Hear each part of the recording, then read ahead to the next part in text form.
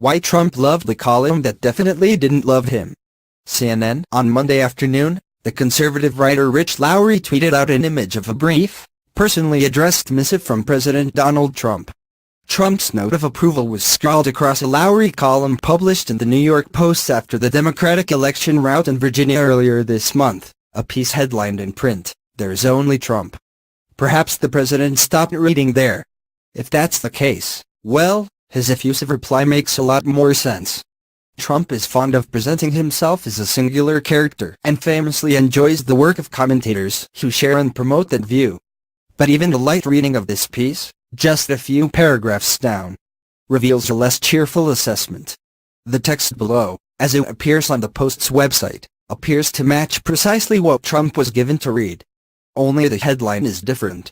Online it reads, "Sorry, GOP, there's no running away from Trump." Okay, here's Lowry in bold, with my annotations in italics. Ed Gillespie, campaigning in a treacherous political environment defined by an unpopular president of his own party, ran the only race he reasonably could. He distanced himself from Donald Trump personally, hoping to lessen his losses in heavily Democratic Northern Virginia, while hitting some Trumpian notes on crime and immigration to appeal to the president's base. In the first sentence, Lowry depicts Gillespie, the failed Virginia gubernatorial candidate, as being hamstrung by a treacherous political environment defined by an unpopular president. This might not be worth noting if Trump hadn't repeatedly insisted, usually in tweets, that polls suggesting poor approval ratings were fake or wrong. Former Trump advisor Steve Bannon, the self-declared keeper of the Trumpist flame, believed Gillespie had cracked the code by fashioning a Trumpism without Trump. He managed, per Bannon, to close the enthusiasm gap by rallying around the Trump agenda, and Democrats needed to be very, very worried. At least that was the party line until the race was called soon after the polls closed at 7 p.m. Then, Gillespie became an establishment tool who had betrayed Trumpism and the president. A Bannon spokesman blasted Gillespie for allegedly having no message and being inauthentic, which is quite the charge coming from people who will change what they are saying on a dime, depending on the imperatives of the political spin of the hour. Perhaps Trump doesn't count himself as part of Bannon's team, or vice versa, but these paragraphs are a pretty damning take on the movement Trump claims to be leading. Counterpoint, he's just happy that Trumpism without Trump failed because that would make him expendable. That aside, the Virginia race revealed a problem with the Trumpism without Trump construct, namely, that it's not really possible. Yup. First, it's not going to be convincing to Trump haters. Gillespie, even when talking about cracking down on MS-13, isn't the slightest bit Trumpy. He's earnest, wonky and friendly. It's not that Trump wants, or should want, to be viewed as earnest, wonky and friendly, but the alternative in mind here is definitely not positive.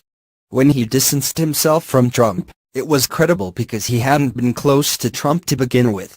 He had never met him, and all of Trump's support on Twitter was unsolicited. None of this made the slightest difference to voters in Northern Virginia, where Democrat Ralph Northam racked up margins bigger than Hillary Clinton and Barack Obama. These people weren't showing up to send a message to Gillespie. They were showing up to send a message to Trump, who they believe is a clear and present danger to all that they hold dear.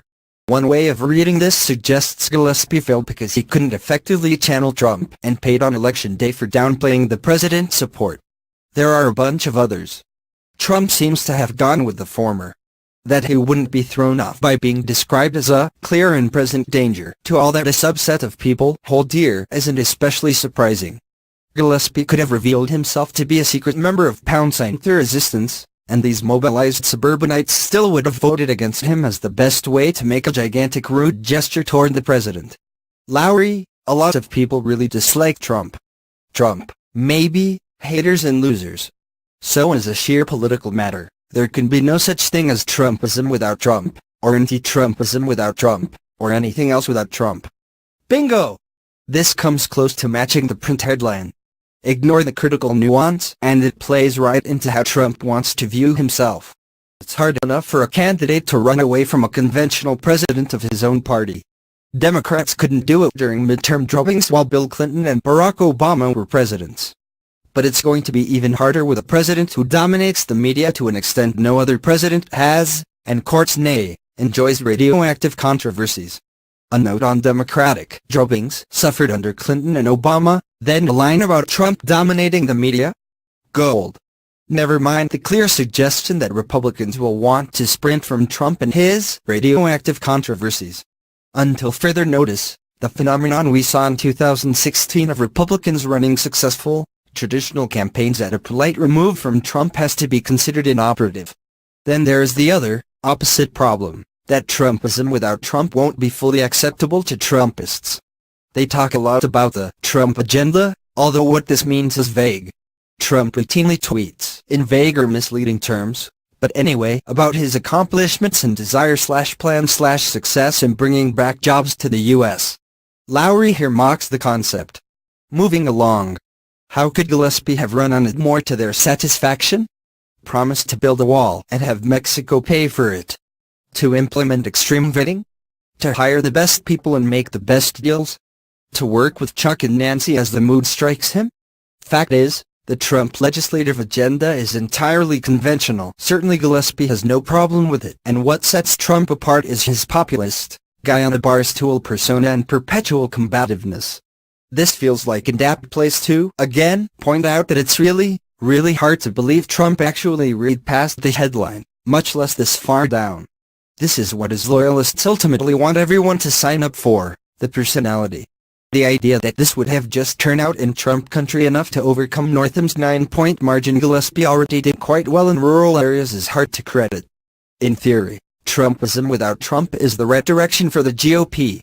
It should learn from his populist, nationalistic appeal while avoiding its and his excesses. Here again Lowry acknowledges Trump's appeal, perhaps blotting out the subsequent point, in which he describes the president as a deeply flawed person, mostly ineffectual in convincing the public to back his allies, and consistently self-defeating as a political actor. In practice, Trump himself is going to loom all the larger in the party. He's the main issue in American politics, and he may be the only Republican fit to weather the storm. He has a proven ability to turn out his voters, he doesn't have to win elections in non-presidential years, and his persona works for him, if not for anyone else. With a tweak here and there, this could read like the kind of self-assessment Trump would make during a freewheeling press conference.